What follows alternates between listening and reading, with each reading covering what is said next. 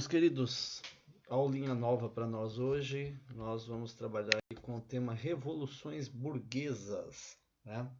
Então, lá na página 31 da apostila de vocês, o professor quer começar hoje aí com o ponto de partida, fazer uma relação, né? O que foram as revoluções burguesas no contexto aí dos acontecimentos da história da humanidade, né? Então, nesse ponto de partida aí, vocês podem observar dois documentos, né? Visuais, duas obras de arte aí. E é importante vocês darem uma atenção para os elementos que compõem essas obras de arte, né? Nós vemos aí duas pessoas imponentes, né? Uma montada num cavalo, cetro na mão. Esse cetro ele já dá um indicativo para nós, né? De que se trata ali de dois monarcas que estão sendo retratados na imagem. A gente pode ver também uma opulência assim na vestimenta deles, né? E na postura que eles estão ali sendo representados nas pinturas, né? Se a gente pegar a primeira imagem ali, até a postura do cavalo ali é uma postura imponente, né? Se nós olharmos para a legenda ali, já fica mais fácil. A gente vai perceber que as imagens elas retratam para nós ali dois monarcas, né? A primeira é o rei Carlos I, tá? E a segunda ali é o rei Luís XVI, né? Um dos monarcas importantes aí também dentro da estrutura do chamado absolutismo monárquico francês. Tá? Então, o Carlos I, monarca da Inglaterra, o Luís XVI, monarca da França. Então, a relação que nós temos desse ponto de partida é que no tema Revoluções Burguesas, que nós vamos abordar nessa unidade aí, eu espero que em duas vídeos ou três videoaulas ou duas videoaulas e uma live aí, vamos ver como que vai ser aí a nossa sequência, né, de trabalho daqui para frente. Nós estaremos abordando as revoluções burguesas que aconteceram na Inglaterra, né, primeiramente, por ordem cronológica, nós vamos trabalhar primeiramente as revoluções inglesas, né, porque dentro da questão da Inglaterra foi mais de uma revolução que aconteceu e que se processou para chegar ali a levar a burguesia ao poder, a deter o poder político na Inglaterra, e depois, né, a gente vai trabalhar a Revolução Francesa. As revoluções inglesas elas são do século XVII, enquanto a Revolução Francesa é do finalzinho do século XVIII, né? Mais especificamente o ano de 1789. O que diferencia as duas também, que a gente já poderia trabalhar aqui nessa ideia de ponto de partida, é a ideologia, né? Enquanto a Revolução Inglesa, apesar de a gente poder falar um pouquinho de ideias do iluminismo ali, a gente tem que levar em consideração que o iluminismo, enquanto ideologia, ele ainda não tinha se estruturado, que é diferente do que aconteceu na Revolução Francesa, né? A Revolução Francesa ela já teve uma base ideológica da filosofia iluminista, tá?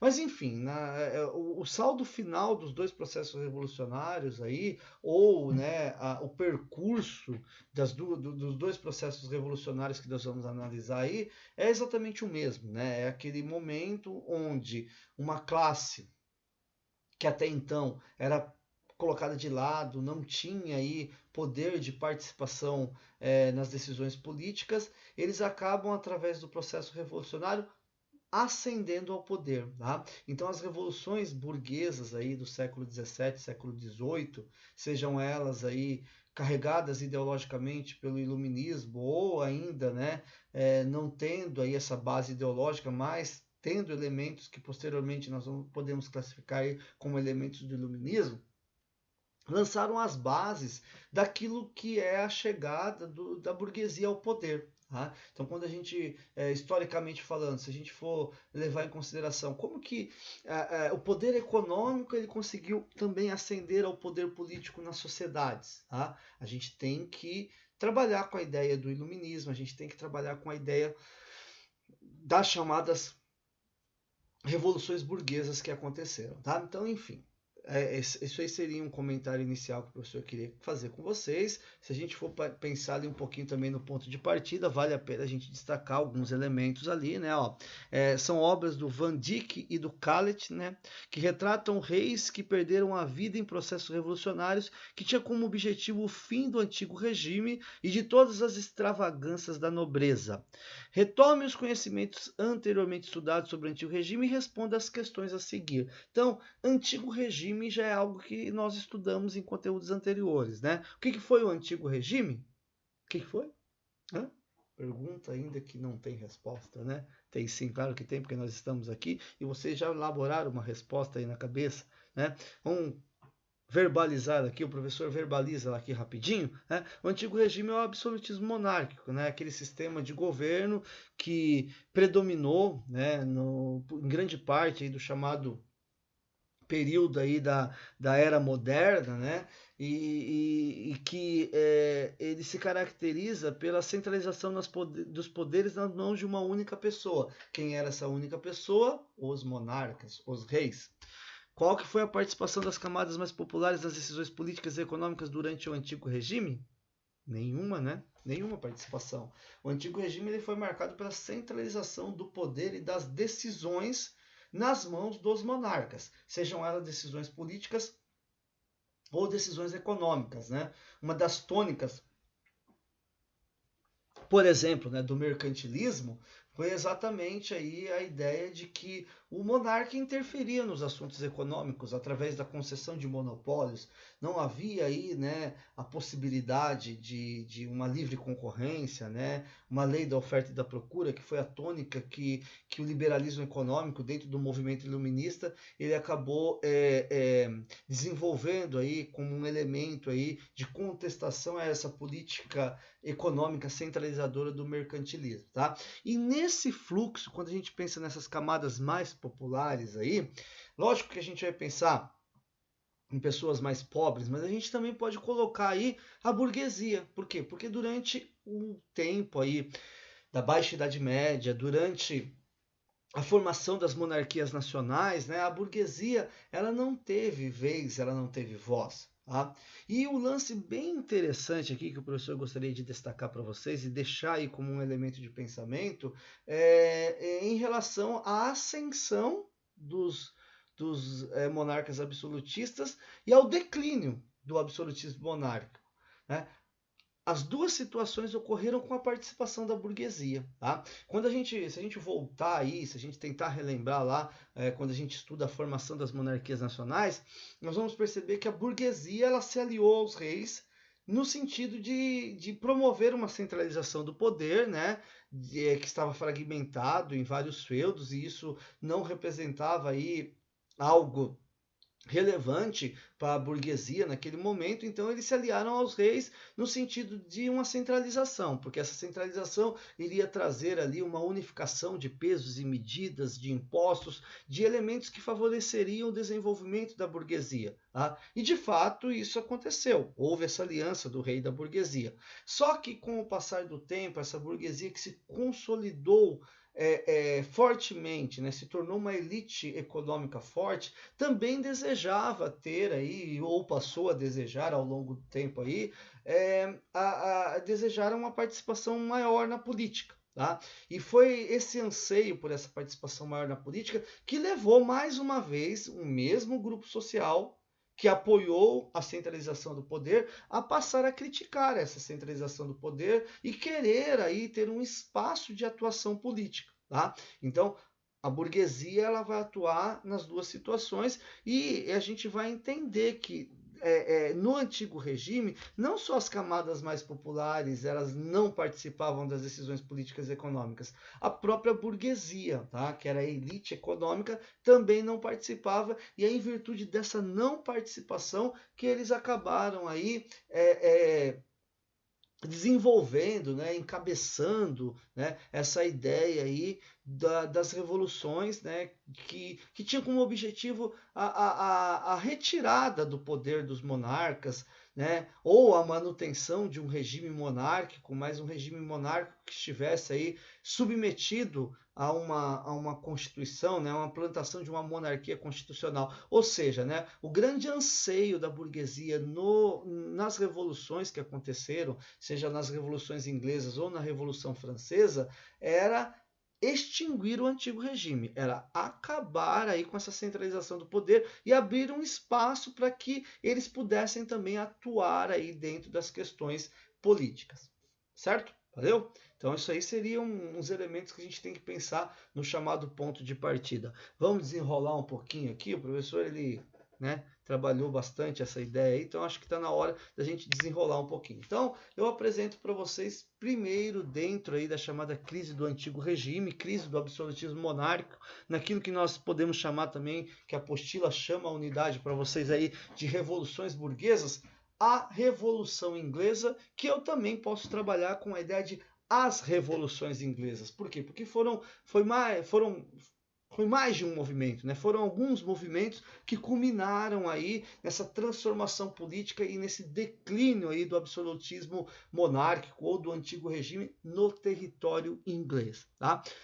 Coloquei para vocês uma definição, vamos partir para essa definição, ó. Por que eu falo que é revoluções inglesas, ó? Porque na Inglaterra foi um movimento político, tá? Teve caráter político, teve caráter militar e teve caráter religioso. Então os movimentos eles envolviam aí, ó, três situações. Não era simplesmente uma questão política, foi uma questão de disputa dentro do âmbito militar, porque houve enfrentamento aí, houve uma guerra civil. Perdão, não é problema com o coronavírus não, só foi aí falta de água, não peguei uma aguinha para tomar aqui e agora eu não vou parar para pegar, vou tocar aqui, depois eu tomo, vai dar uma hidratada. Mas enfim, ó, voltando aqui, ó, foi um movimento onde que teve uma guerra civil e a gente vai ver que essa guerra civil aí ela foi significativa, foi um movimento militar, foi um movimento religioso também, porque dentro dessa guerra civil e dentro desse movimento de revolução, a gente vai ver que tinha gente que era partidário do rei, que defendia uma ideologia religiosa, né? Os católicos eles eram partidários da centralização do poder nas mãos do rei, ainda com aquela ideia da teoria do direito divino dos reis, enfim, e os protestantes na Inglaterra chamados de calvinistas, né, que era na sua maioria composto pela burguesia inglesa, que desejavam aí uma descentralização do poder, tá? E esses movimentos políticos, militares e religiosos que aconteceram na Inglaterra aí do século XVII destruiu o absolutismo na Inglaterra e estabeleceu na Inglaterra, tá? Na Inglaterra, a primeira monarquia parlamentar da história da humanidade, tá? Monarquia parlamentar essa que os ingleses defendem, né, até agora, né, e mantém até agora como um patrimônio da história, né? Tanto que a rainha Elizabeth, a imortal, né, porque ela só pode ser imortal mesmo, tá? Ela é um patrimônio, né, da Inglaterra, ela é bem assim respeitada pelos ingleses. A instituição monarquia, né, a família real inglesa, ela tem uma relevância muito grande naquele país. Enfim, tá? Quando que aconteceu? Século XVII, como o professor já apontou para vocês anteriormente, tá? E vamos entender os antecedentes, as causas, o que motivou essa situação, tá? Antes da gente falar ali da questão dos atritos entre os reis da dinastia Stuart com o parlamento, que é o que vai vir na sequência, vamos entender que houve um problema, tá? Com a morte da rainha Elizabeth. Estou falando da Elizabeth I, que morreu, tá? Porque a segunda tá parecendo imortal, tá? Ai, que piadinha, né? Mas vamos lá. A Elizabeth I, tá? A filha do Henrique VIII. Ela acabou herdando o trono do Henrique VIII, apesar dela ser uma filha considerada bastarda, mas os seus irmãos, né, considerados legítimos lá, eles não conseguiram, eles acabaram morrendo e o trono sobrou para a rainha Elizabeth.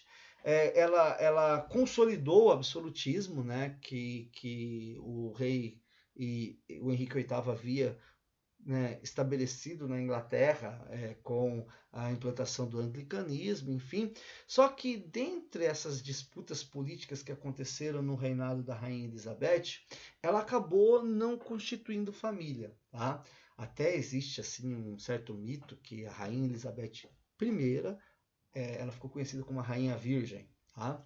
Enfim, nós vamos discutir essa questão aqui, se era mesmo ou não, mas o fato é que ela não deixou herdeiros, tá? E com a morte dela, abriu-se uma lacuna. Quem vai substituir a Rainha Elizabeth? Não tinha um irmão para substituir, não tinha um sobrinho para substituir, né? Daí os primos da Rainha Elizabeth, que eram reis da Escócia, eles acabaram reivindicando o trono e ocupando o trono da Inglaterra, estabelecendo uma nova dinastia, né? Uma nova família, vamos dizer assim, apesar do parentesco com a Rainha Elizabeth, eles não eram do mesmo, da mesma origem familiar, né? Eles não eram dos Bourbons, tá? Eles eram da dinastia dos Stuart. Tá? Então surgiu aí a dinastia dos Stuart. É a dinastia dos Stuart que vai enfrentar toda a situação relacionada aí com esse atrito com o parlamento que era composto da burguesia inglesa.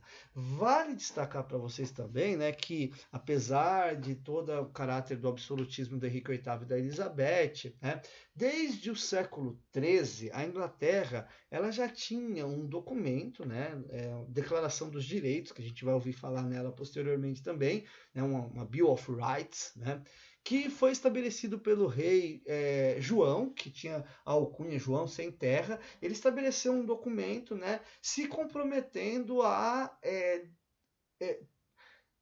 colocar, né, as suas decisões políticas sob o crivo de um parlamento que era convocado para deliberar sobre as decisões.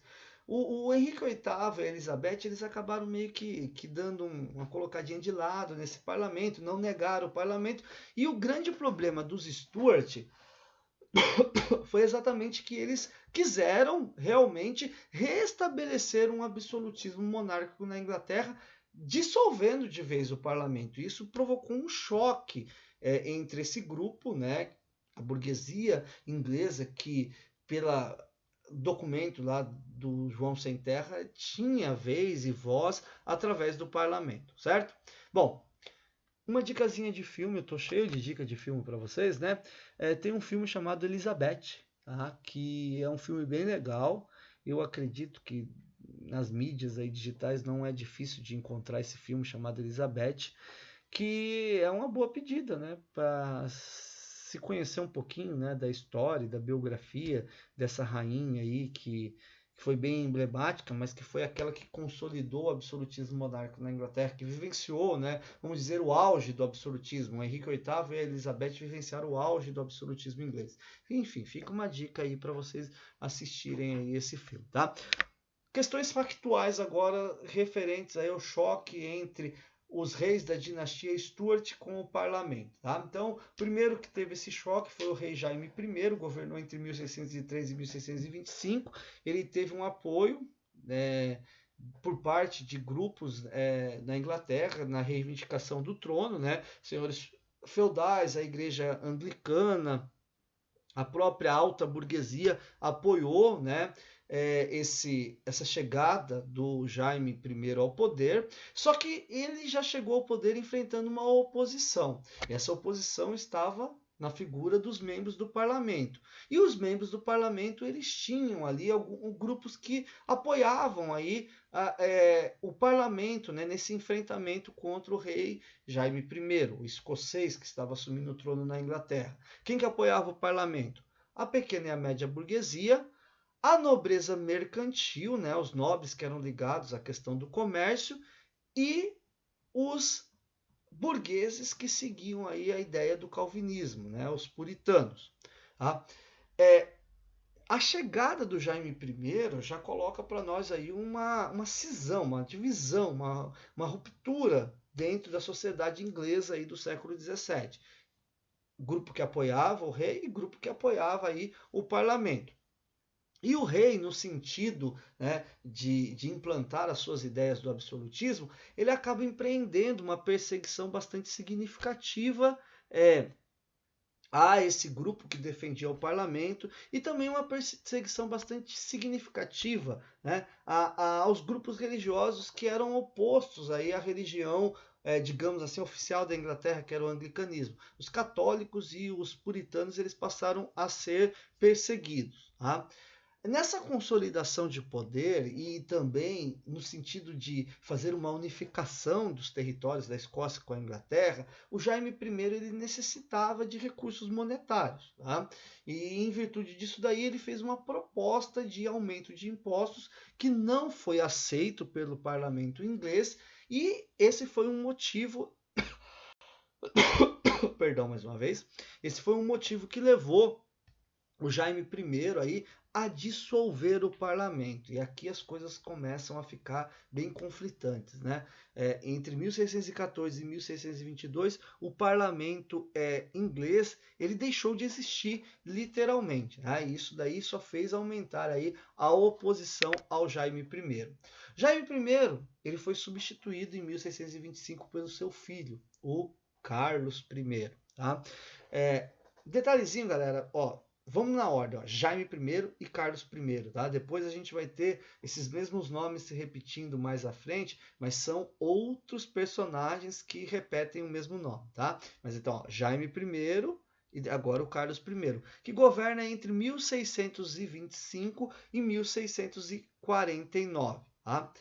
Apesar dele ter feito um certo acordo com a burguesia, com seus opositores, né, jurando ali novamente a Bill of Rights, né, a petição dos direitos, a declaração dos direitos, o documento lá do século XIII que o João Sem Terra já havia, né, aceitado por parte aí dos membros do parlamento, ele faz isso de uma forma figurativa, tá? E as ações que ele toma a partir do momento em que ele se estabelece como monarca da Inglaterra, são ações totalmente contrárias aí à declaração dos direitos, à petição dos direitos. Tá? Porque, novamente, ele estabelece a proposta dos aumentos dos impostos, novamente tem uma negativa do parlamento em relação a isso, e o que ele faz? Ele fecha o parlamento. Tá? Ele fecha o parlamento. Tá? Na tentativa de fazer uma unificação das duas coroas, né, o Carlos I ele tenta fazer isso daí através de uma imposição religiosa, né? Ele tenta impor o anglicanismo na Escócia e também provoca aí a revolta no território escocês em relação a essa medida. Mas a revolta principal que nós vamos trabalhar é essa daqui, ó. Tá? Que aqui eu diria para vocês que é o pontapé inicial das chamadas revoluções inglesas. A guerra civil que aconteceu entre o ano de 1642 e 1649. Essa guerra civil ela envolveu, né, um grupo que era um grupo defensor, né, do rei, tá? E um grupo que defendia o parlamento, um grupo que defendia a centralização do poder e um grupo que defendia aí a fragmentação e a descentralização desse poder. Então eram os anglicanos, que eram os monarquistas, que eram chamados de cavaleiros, que apoiavam o rei, contra os puritanos, que eram as forças contrárias a esse absolutismo do Carlos I, representavam principalmente os ideais do parlamento, né? E ficaram conhecidos na Guerra Civil como cabeças redondas. Esses 7 anos de Guerra Civil aí foram devastador e assolador ali para o território inglês, e a consequência final desses embates foi a vitória do grupo representado pelo parlamento, ou seja, a vitória dos puritanos, tá? E a derrocada do Carlos I, que inclusive é condenado à morte, né? Morto por decapitação. Tá? Aí é uma semelhança com o Luís XVI, depois o francês, que a gente vai estudar na Revolução Francesa. Os dois reis que morreram nos processos revolucionários. Tá? A Guerra Civil, né, e a vitória dos puritanos vai estabelecer a chamada primeira fase que nós temos das chamadas revoluções inglesas. Tá? A fase da República de Cromwell ou também a fase da República puritana. O professor vai trabalhar com vocês nessa videoaula até essa primeira fase aqui, tá? A gente já vai encaminhar aqui a aula para o fim, para o seu encerramento, tá? A República de Cromwell, que também pode ser conhecida como a República Puritana, que se estabeleceu em decorrência, né, da Guerra Civil, que foi apontada anteriormente, tá? Ela se manteve entre os anos de 1649 e 1660. Basicamente, ó, é o período de vida desse personagem chamado Oliver Cromwell, que dá o nome aí também para a República de Cromwell. Professor, quem foi o Cromwell? O que é que esse cara tem de tão importante? Porque nem bonito ele era, né? Eu sou bem mais bonito que ele, né? Muito mais. Diga-se de passagem, e minha mãe fala isso direto também. Bom, mas vamos continuar para a aula aqui. O Oliver Cromwell, ele foi o cara que liderou, né, os puritanos na Guerra Civil. Em decorrência disso, ele acabou assumindo o poder de implantação de um governo republicano, né? A monarquia foi abolida na Inglaterra. Nesse primeiro momento, a monarquia está abolida e eles proclamam uma república, e essa república ficou conhecida pelo nome aí de República de Cromwell, ou alguns autores chamam de República Puritana. Basicamente, um governo autoritário que foi estabelecido pelo Cromwell, pró-burguesia puritana, pró-burguesia calvinista. Tá? E isso justifica o Cromwell permanecer como ditador no poder. Tá? Os caras queriam um governo ditatorial? Não, mas como era uma ditadura que favorecia a burguesia, tá tudo certo, tá beleza, vamos deixar quieto aí, ó, né? Não importa que é autoritário, mas está favorecendo o nosso grupo e é isso que a gente desejava, vamos ficar de boa, tá? Esse governo do Cromwell, ele foi um governo que sofreu algumas críticas, né? Principalmente aí, né, de grupos que consideravam ele extremamente autoritários, e aqueles grupos, né, que não foram beneficiados com a implantação do seu governo. Né? Mas a ação do Cromwell foi uma ação extremamente dura e ele conseguiu conter seja essas revoltas, seja os opositores externos que queriam aí a volta da monarquia na Inglaterra, porque consideravam que isso poderia gerar um mau exemplo para os outros países, ou até mesmo ali os opositores internos. Tá? Principal medida tomada pelo Oliver Cromwell, que agradou sobremaneira aí a burguesia, ou a alta burguesia, né, a média e a alta burguesia inglesa, e que, de certa forma, justificou a permanência dele do poder. Tá? E é bem importante esse acontecimento, tá?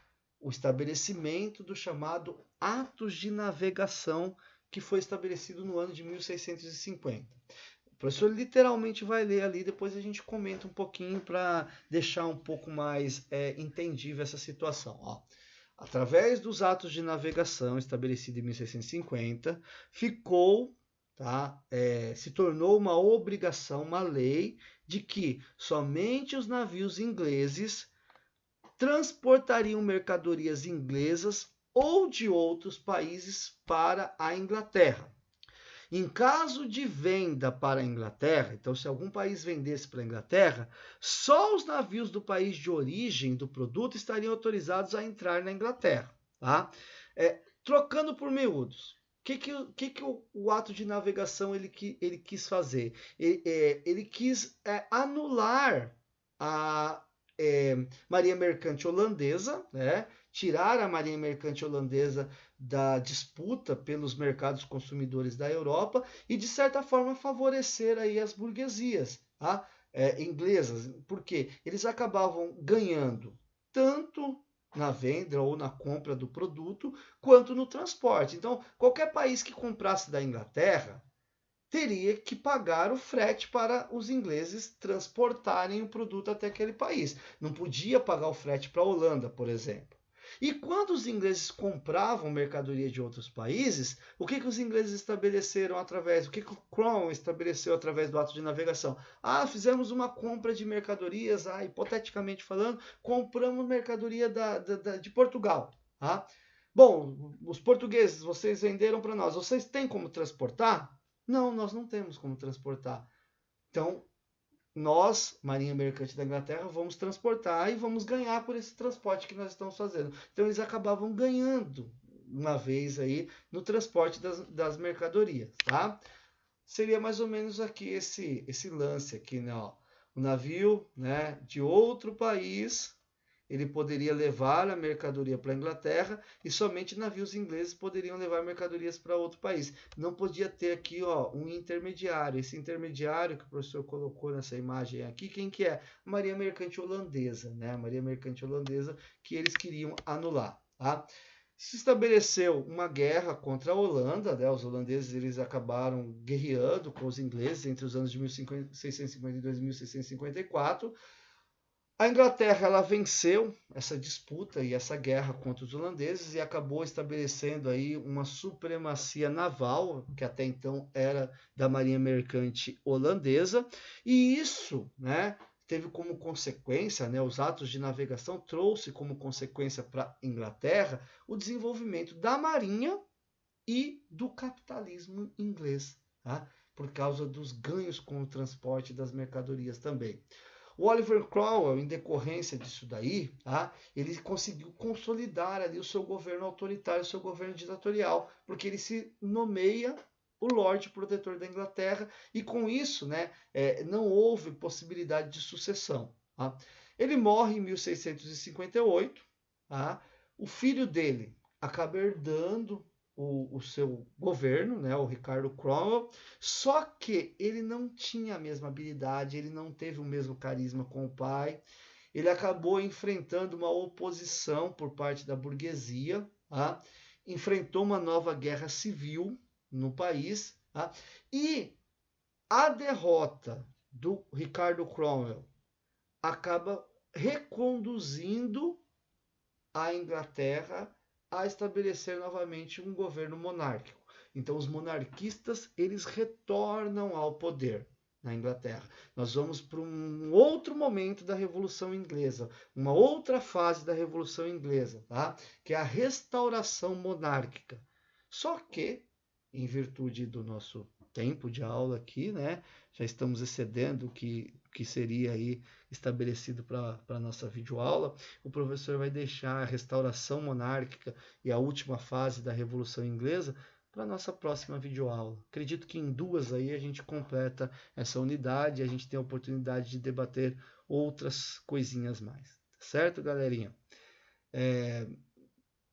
Qualquer situação aí referente a essa aula, deixa anotadinho, né? Curte lá nosso vídeo também, né? Dá um joinha lá. Vamos começar com essa história aí de youtubers aí, né? Compartilhem o meu vídeo, não pode compartilhar, né? Mas anotem aí o que vocês precisarem aí e quando a gente se encontrar numa dessas lives da vida aí, a gente discute aí, porque agora é o nosso novo tema, né? Revolução Inglesa, né? Revoluções burguesas. Fim! Valeu! Obrigado, hein? Até a próxima.